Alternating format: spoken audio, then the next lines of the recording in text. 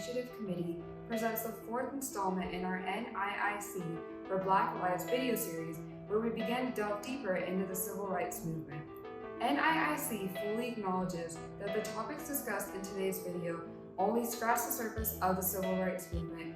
We by no means intend to trivialize or simplify the struggles of the movement and its leaders. When you first think about the civil rights movement, what do you think of? Do you think of Martin Luther King Jr.'s I Have a Dream speech? Or do you think about Rosa Parks and her stand against segregation on the public bus system? Have you ever thought, what if Martin Luther King Jr. didn't deliver his speech? Or if Rosa Parks did give up her bus seat? Would you be where you are today? To answer this question, we must first look at what the civil rights movement was fighting for. Although slavery was legally abolished in 1865, Black Americans were not guaranteed with equal rights nor basic human needs. Instead, the Jim Crow laws were enforced. Jim Crow laws were a collection of state and local statutes that legalized racial segregation. Named after a Black minstrel show character, the laws existed for 100 years and were meant to marginalize Black Americans by denying them the right to vote, hold jobs, get an education, or receive other opportunities. Those who attempted to defy Jim Crow laws often faced arrest, fines, jail sentences, violence, and death. The phrase separate but equal was merely a cover to preserve a white America. The civil rights movement was a struggle for social justice that took place mainly during the late 1940s through the late 1960s for Black Americans to overturn Jim Crow laws and gain equal rights under the law in the United States. 60 years have passed since the official end of the civil rights movement. However, Black Americans and people of color are still struggling to counter institutions of racism to this day. During the civil rights movement, Rosa Parks, Martin Luther King, and Malcolm X were just few of the significant national figures who pushed the civil rights movement forward. Their sacrifices and actions ensured that all people of color would have the equal access to education, speech, jobs, and life in America. Rosa Parks was known for refusing to give up her seat to a white man on a bus in Montgomery, Alabama, on December 1st, 1955. At this point of time, buses were segregated by color, and white Americans were given preference for seating.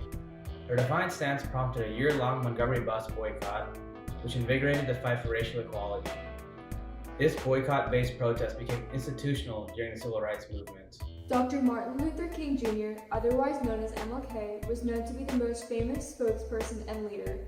On August 28, 1963, approximately 250,000 people took part in the March on Washington for Jobs and Freedom, where MLK gave his most famous I Have a Dream speech as a closing address in front of the Lincoln Memorial. His powerful affirmation states, "I have a dream that one day this nation will rise up and live out the true meaning of its creed. We hold these truths to be self-evident that all men are created equal." In contrast, Malcolm X used more direct approaches to confront segregation. While the civil rights movement fought against racial segregation, he advocated for the separation of Black and white Americans. He rejected the civil rights movement's strategy of nonviolence, advocating instead that Black Americans should defend themselves if necessary. Eventually, his policies changed, and he no longer called for separation. However, he continued to advocate for Black nationalism, which he defined as self-determination for the African American community. He's credited with raising the self-esteem of Black Americans and reconnecting them with their African heritage. The civil rights movement also focused on combating institutions of racism closer to home and nationally. In the late 1880s, Sandy Porter, a Black mother, tried to enroll her son James Rice Porter in Fogg High School. He was denied admission solely on the account of his race. Imagine not being able to send your child to the school of their choice because of their skin color. As a result, Meg's School, a public middle school for Black students, accommodated the racially excluded high school students.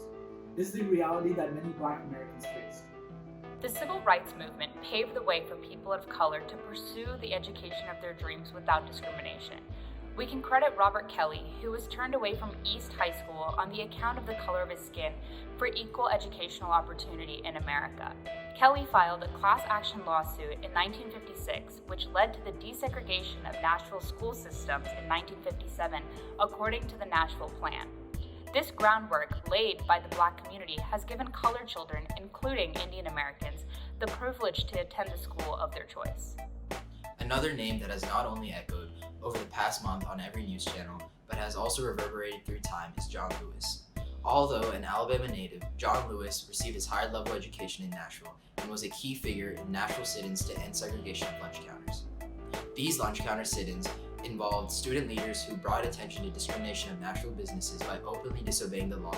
The strategy demonstrated the Black community's buying power through an economic boycott of downtown retail establishments. Although this angered some white Americans, the highly disruptive and public nature of the sit-ins placed pressure on downtown merchants and resulted in reform. Following the success of initial lunch counter sit-ins, Nashville students and other activists expanded their desegregation efforts between 1960 and 1964 to include other businesses and public facilities throughout downtown Nashville and the rest of the city. In addition to the desegregation of restaurants, movie theaters, grocery stores, hotels, and recreational facilities, protesters focused on fair employment practices. In fact, John Lewis was inspired by Mahatma Gandhi. In March of 1958, at the age of 18, John Lewis attended a lecture on how Gandhiji led the Indian independence movement using the path of nonviolence. Deeply influenced by Gandhiji's work, he committed himself to peaceful and nonviolent methods during the civil rights movement of the 60s and as U.S. House Representative beginning in 1987. Throughout his life, he has had many accomplishments. He was awarded the Presidential Medal of Freedom in 2011 for his unwavering commitment to justice. The most impactful result of the civil rights movement was the signing of the Civil Rights Act of 1964 by President Lyndon B. Johnson. The Civil Rights Act of 1964, which ended segregation in public places and banned employment discrimination on the basis of race, color, religion, sex, or national origin, is considered one of the crowning legislative achievements of the civil rights movement. First proposed by President John F. Kennedy, it survived strong opposition from Southern members of Congress and was then signed into law by Kennedy's successor, Lyndon B. Johnson. In subsequent years, Congress expanded the act and passed additional civil rights legislation such as the Voting Rights Act of 1965, the Immigration Act of 1965, and the Fair Housing Act of 1968. The Voting Rights Act prohibited literacy tests and other discriminatory voting practices, which upheld the 19th Amendment. The Immigration Act removed quota-based immigration solely based on the country of origin. So this allowed many world communities the opportunity to immigrate into the United States. And finally, the Fair Housing Act of 1968 prohibited the discrimination in the sale, rental, and financing of properties. Though the struggle against racism would continue, the civil rights movement brought legal segregation to its knees in the United States. These legislations continue to empower our generation and generations to come. Do you know how many Indians were living in the United States in 1965? Have you spoken to anyone who immigrated to the United States before 1965? In our next video, we'll share the impacts of the civil rights movement on Indian Americans.